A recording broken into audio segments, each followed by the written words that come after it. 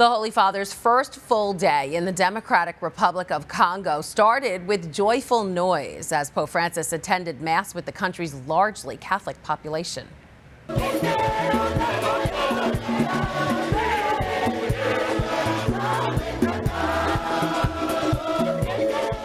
The pontiff celebrated the Mass at the airport in French, the official language of the Congo, as well as the Bantu-based Creole language.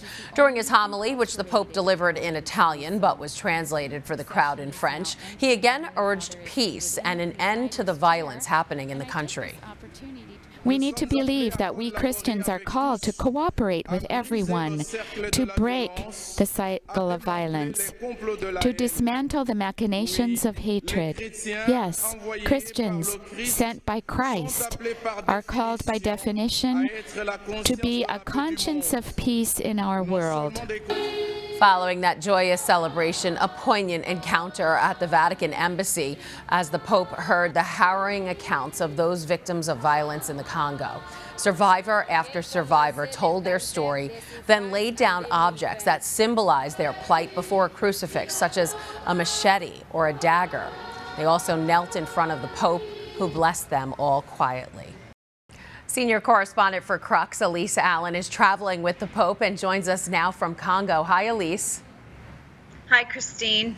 All right, Elise, there's been a lot of reporting about the huge number of people who turned out for the Pope's Mass. And we talked yesterday about the Christian population, particularly the number of Catholics in Africa. But were you surprised by this crowd? Have you ever seen such a big turnout for a papal Mass? Tell us about it. You know, that's something that I and other members of the Vatican Press Corps traveling with the Pope have actually been talking about amongst ourselves the last few days. It's just sort of the massive turnout of people that we've seen today. This morning at Mass, there were over 1 million people present. You know, and as we discussed yesterday, Congo is a majority Catholic country. There were about 45 million Catholics here. So this is really a special moment for the Congolese people. It was certainly that vibe, and the vibe was very joyful, very celebratory. Wow. All right, let's take a closer look at the Pope's homily. He seemed to talk a lot about forgiveness. Let's listen. Momento propizio per te che in questo paese ti dici cristiano ma commetti violenze. A te il Signore dice deponi le armi, abbraccia la misericordia. Recent conflicts in the country have left millions dead, but the Holy Father says that cycle of violence can be broken, and he said Christians bear some of the responsibility. What was his message? You know, the Pope this morning really drove home the message of forgiveness. You know, he said, as Christians, it's great to talk about peace, but peace only comes as a result of a willingness to forgive. So he said, you know, that's one part. You have to go beyond whatever ethnic and regional divisions there might be, whatever temptations or external circumstances might make you want to be angry at the other person, or maybe even hate the people around you, your neighbors or people from other ethnicities.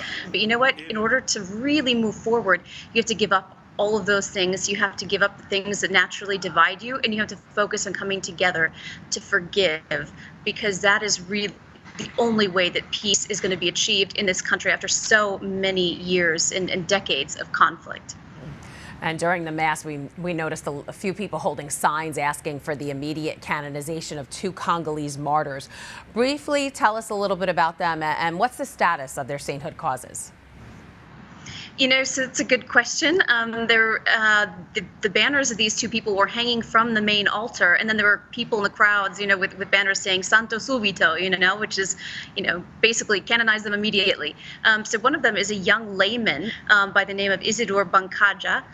He received the faith and began to evangelize sort of everywhere he went, and that became problematic when he started kind of evangelizing other workers on a rubber plantation that he was working on. And so they asked him to renounce his faith. They asked him to stop talking about it. And Isidore said no, he refused. And so he was beaten severely to the point of death. But he in his final moments, forgave his attackers.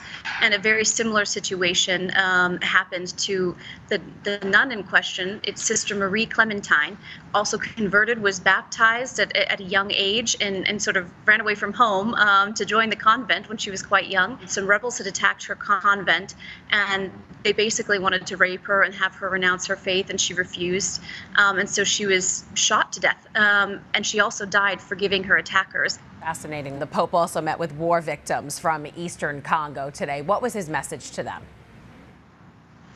You know, this was a very special meeting, because as you know, for decades, Congo has been just ravaged by this conflict in their eastern regions, and there are just untold atrocities that are happening to local people. And so some of these people had the opportunity to meet with Pope Francis this afternoon, and he really had a strong message of consolation for them, really telling them that he is close to them, that he is with them, the church wants to be there to console them, and he also took the occasion to really call out those who are responsible for the conflict and who perpetuate it. So he was very consoling, but also at the same time was not shy in calling out the people he thought needed to be held to account.